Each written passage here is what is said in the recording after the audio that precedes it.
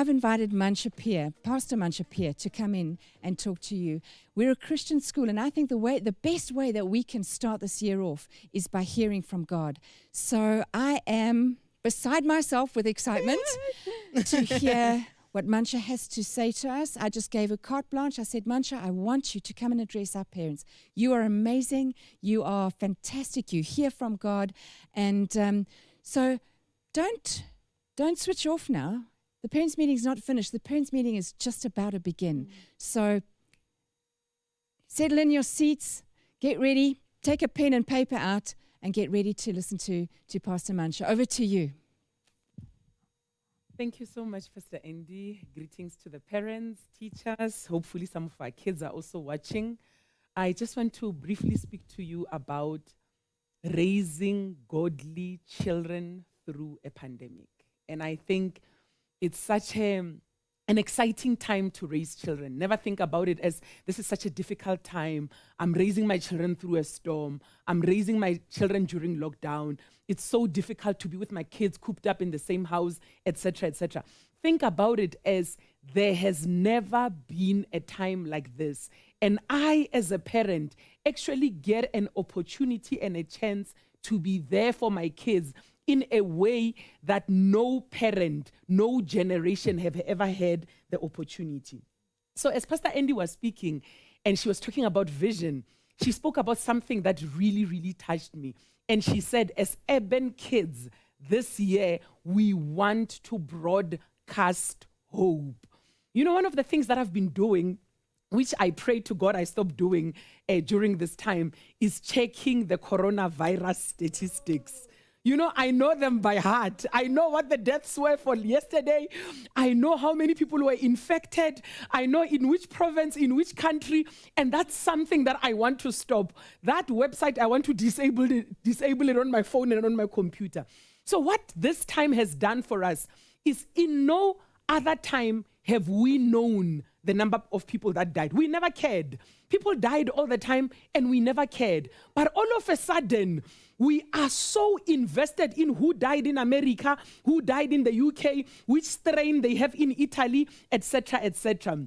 But I'm so excited about the fact that we want to swim against the grain. We are saying, in a time where people are concerned about death, we want to broadcast hope. So the first scripture that I want us to go to is Matthew 19. Matthew 19, verse 13 to 15, which is a well-known scripture when you think about children. I'll read it in the NLT, and it says, one day, some parents brought their children to Jesus so he could lay his hands on them and pray for them. So those parents were very clear about what they wanted Jesus to do for them. They wanted Jesus not to give. You know, it's funny. They didn't want Jesus to educate their children. They didn't want Jesus to feed their children. They didn't want Jesus to correct them about their parenting skills. There are two things that they wanted from Jesus. Jesus, lay your hands on our children. Jesus, pray for our children. And Pastor Andy has already said, this urban kids is not just about raising kids in an urban area, raising cool kids, raising educated kids, but this is about raising children who know Christ. This is about raising children who are in a Christian environment 5 days a week. But look at what the disciples did. These are the henchmen around Jesus. These are the people who say Jesus is not available. These are people who are saying, talk to Jesus' PA. But the disciples scolded the parents. You know, I can just imagine being scolded when you are with your kid. You know, as human beings, we are quite sensitive, you know. But now imagine you are there with your 5-year-old son who knows that mama is the boss or who knows that daddy is the boss. Then you rock up to the kids and both teacher, I won't mention a name, both teacher, they say, you can't see Jesus now. So I can imagine that the parents were embarrassed because they were scolded in front of their children. And the Bible says they were scolded for bothering Jesus. But Jesus said, let the children come to me. Don't stop them. For the kingdom of heaven belongs to those who are like these children. And he placed his hands on their heads and blessed them before he left. And the first thing that I want to appeal to us as teachers, as parents and as adults that find ourselves in the lives of our children, make it a habit to lay hands on the heads of our children. Make it a habit to pray for them. Make it a habit to speak into their future. Make it a habit to declare over their lives. You see, we live in a generation where people can tell you our children will be addicted to drugs. Our children hate church. Our children are not like us. They are exposed to so much. They have access to so much. And because they have access to so much, they are not interested in Christ. They are not interested in knowing about Christianity. But contrary to what society tells us, the minute you expose children to who God is, to the love of the Father, to the power of Jesus Christ, I find that children are actually interested in knowing about Christ. But as parents, as the adults, we often deny them the opportunity to know about God. So, as a parent, as an adult who finds yourself around children, make it fashionable, as young people say. Normalize it, as young people say. Normalize laying hands on your children. Let them know, come to mama. Let mama, every time when you call your child, you want to remove something from their face, you want to fix their collar, just call them. Don't fix anything. Lay hands on them and let them know you are blessed. You are blessed going in and you are blessed going out. You will be a great man. You will be a great woman. You will serve the Lord. Our generation is blessed to have you. As a 6-year-old, the child is confused. Hey, what's happening with mama?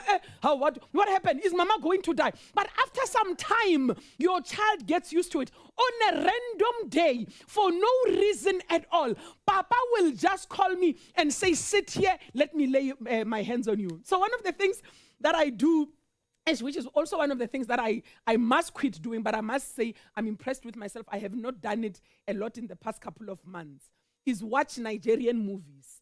The reason why I watch Nigerian movies is, one, you don't think a lot. And even if you miss 30 minutes, you'll still figure out what the story is about. So I can do other things as I watch them.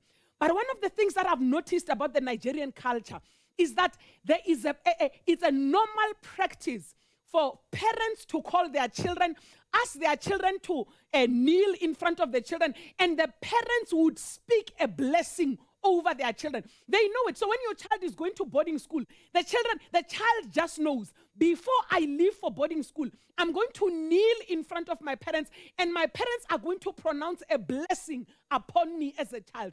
This is something that I want us to adopt. You know, when I don't have children of my own. When my siblings' kids come to visit me, I want them to know we are about to leave. And without me saying anything, they should come and they should know it's prayer time. Auntie is going to speak a blessing over our lives. Rahadi is going to charge us into the world with a prayer. Rahadi is going to say, yes, we are the Pheehas, but in the kingdom of God, this is how we behave. When you are out there in the world, you are not just representing our clan, you are representing the kingdom of God.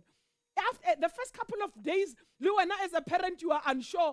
You are like, these children will think I'm crazy. Or my partner or my spouse will think I'm crazy. But after some time, it will just become normal. You will see them kneeling. Oh, you say, oh no, I forgot to pray. They are already here. They are kneeling.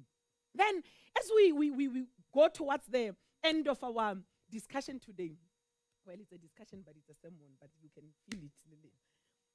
So, one of the things that we are worried about is the environments that our children grow up in. And today I want to free you from that. Most parents, good parents, we are trying our best at any given time. We lose our jobs and we try to shield our children from that economic loss in the home.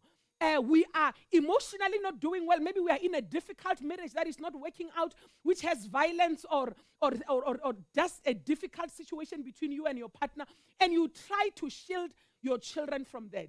But as much as you try, sometimes the difficulties of our adult life, they filter through and they impact our children. And many of us as parents, we carry a lot of depression, a lot of regret. We carry a lot of remorse, and we wish we could have shielded our children. One thing that I want to encourage you about today, when you look at Genesis 1 is very clear. it said, let us make man in our own image according to our likeness. And the Bible says, just like everything that Christ had done, that God had done, when he said it, it happened exactly as it was. The Bible says, and it was so. And God looked at it and said, this is very good. So, children, as much as physically they may look like you, they are not made in your image and in your likeness.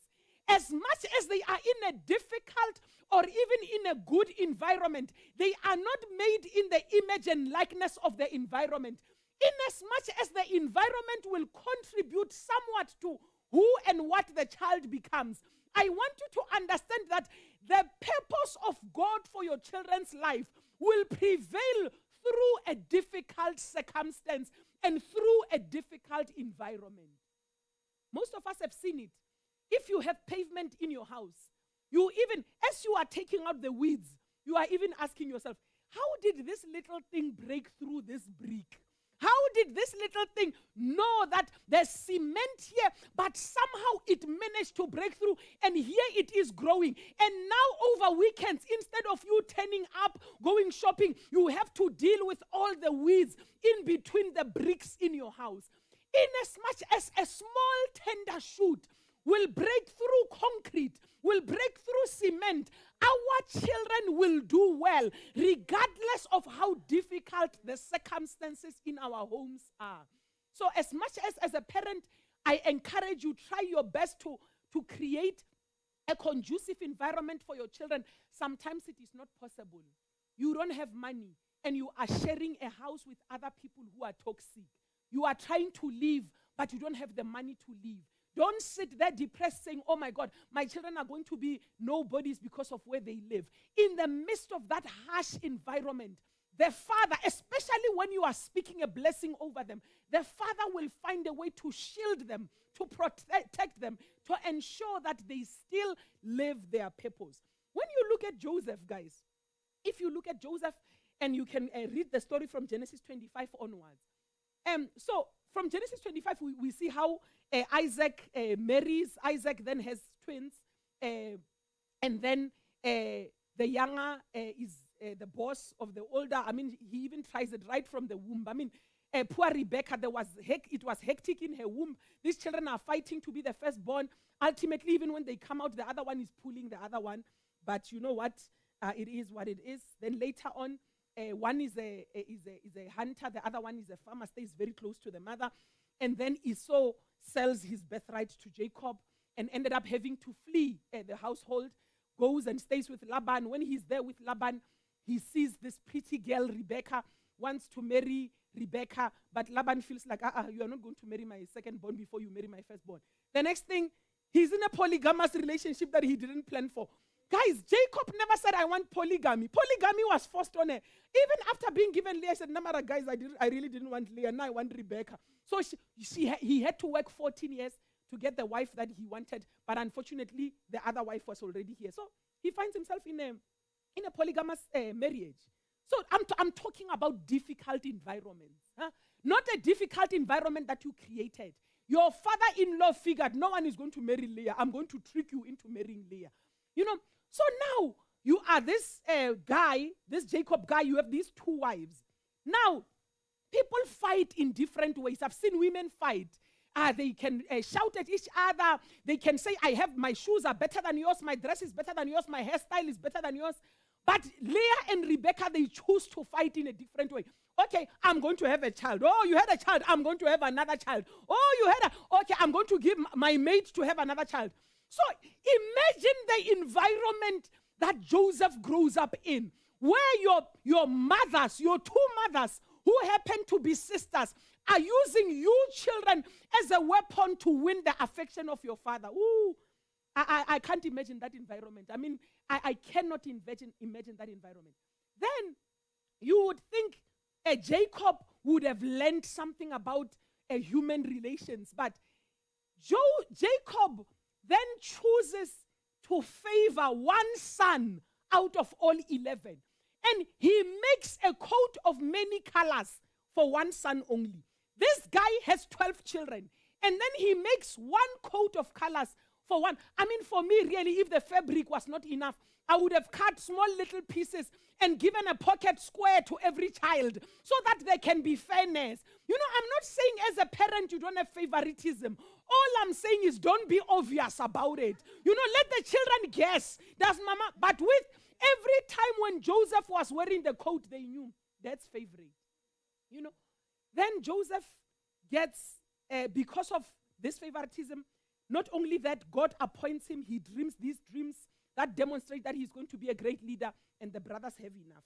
They throw him into the pit, they sell him to the Ishmaelites sell him to the Egyptians, and there he is a slave in Egypt. While he's there being a slave in Egypt, doing the best he can, he gets accused of rape, he lands in jail. While he's there in jail, he still continues to do the best he can, and one day nobody can interpret the king's dream. Joseph interprets the king's dream, and the next thing you know, he's number 2 in Egypt. He is saving the entire nation. He's making sure that there is food during a famine. And some 20 years later, his brothers come to Egypt, and they are looking for grain, and they are getting grain from a brother they hated. They are getting grain from a brother they sold. They are getting life from a brother they tried to kill. Why am I sharing this story? I'm showing you that no matter how difficult the environment where your child is growing up, the purpose of God will prevail. Nothing will thwart the purpose of God over your child's life. The one thing that you have to do as a parent, trust God with your child more than you trust yourself. Don't trust your abilities. Don't trust your money. Don't trust what you have. Trust God with your child. Don't trust your abilities, your expertise. Don't trust your job, your career. Don't even trust the school that your child is at. Because at Urban Kids, we are also trusting God with every single child that walks through onto our premises. So the pit did not kill the dream. The fact that he was a slave in a foreign land did not kill the dream. The fact that he was in jail did not kill the dream. At the appointed time, Joseph became what God meant for him to become, regardless of the harsh environment he grew up in. Sometimes when you watch, especially if you have more than one child, you watch the dynamic between the siblings. And because the other siblings are treating one of the children badly, you feel a need to shield that child.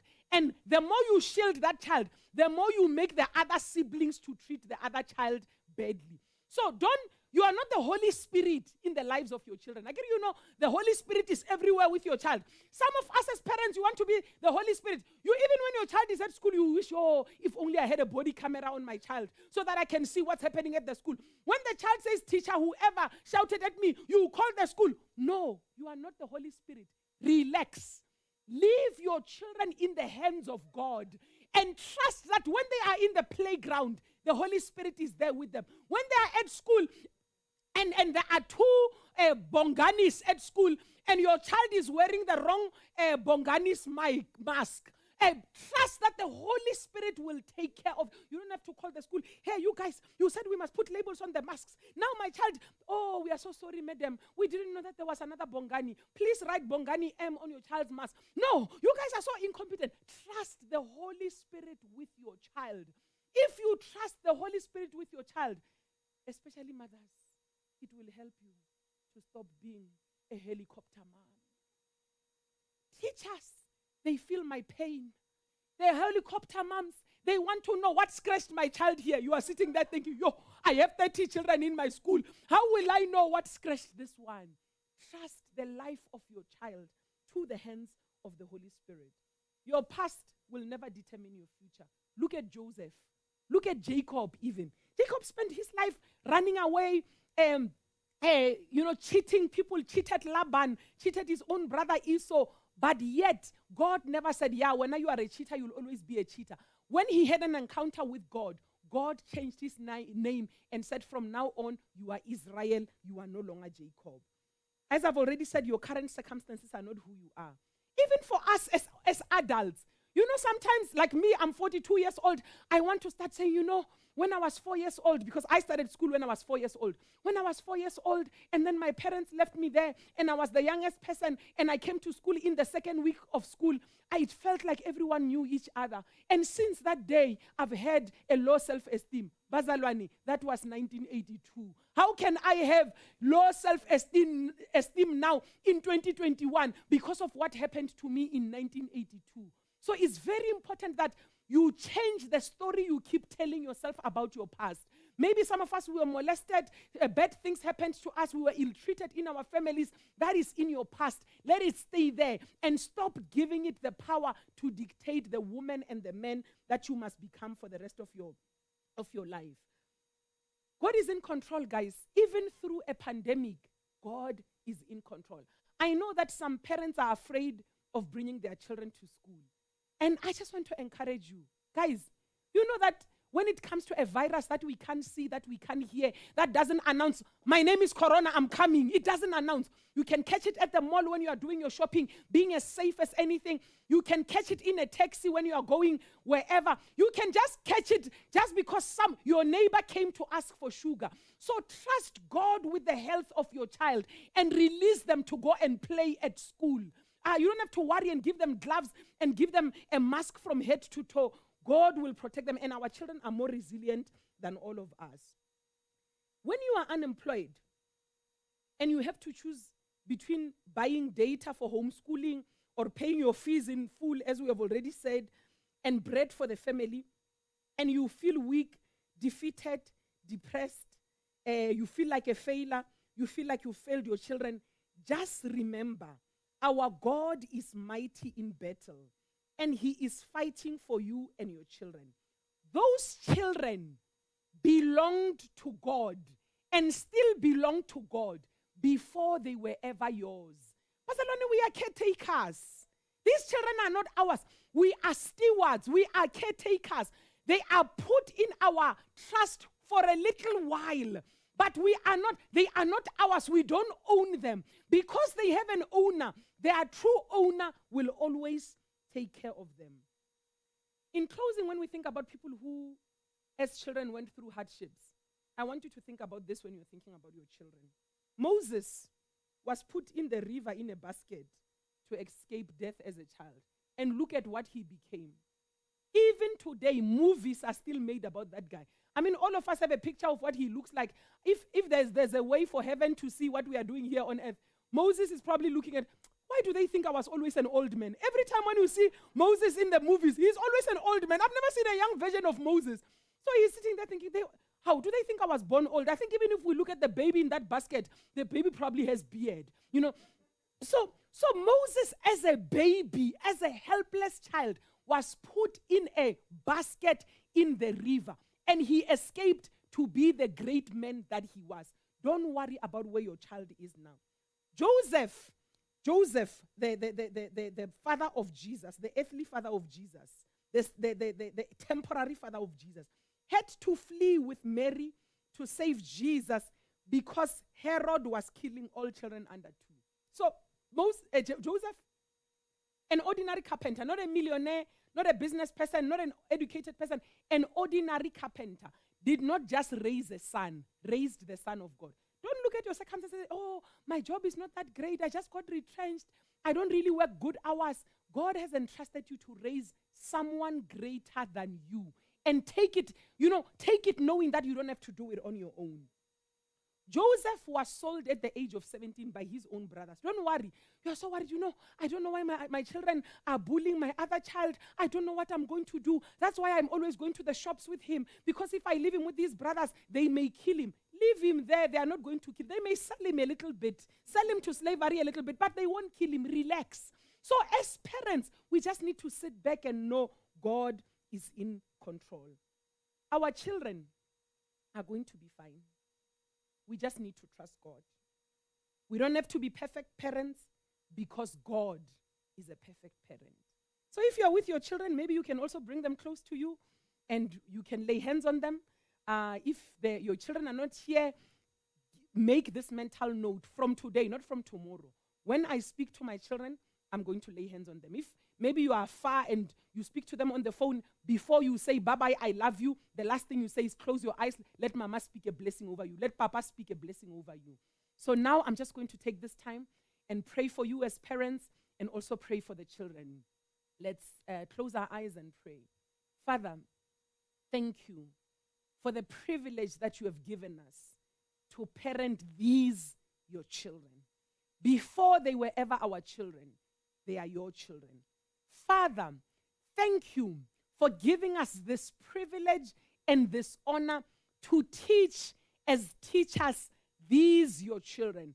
You, Lord, are the greatest teacher.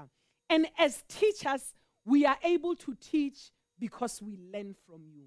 Heavenly Father, we thank you for the anointing to raise them. We thank you for the anointing to teach them. We thank you for the anointing to guide them. We thank you for the anointing to speak into their lives. We receive it today. We occupy our position as those who will guide these children to God, as those who will lead these children to salvation, as those who will point these children to God, who is the author and finisher of their faith, in the name of Jesus. Murimwaka, we thank you for this great privilege, and we declare today we are equal to the task. We declare today we can, in the midst of everything that is going on, speak hope over our children. Speak hope over over their future. Speak hope over their environment. We declare today we will all live and we will not die, and we will see the goodness of the Lord in the land of the living. It will not end for us in tears. It will not end for us in pain, but we shall declare at the top of our voices that you are a great God who saw us through 2020, who saw us through 2021. And when we are old and gray and our children are the ones who are in charge, we will look at their lives and say, surely we have seen the hand of the Lord upon their lives. Father, we honor you and we bless you. In Jesus' name, amen.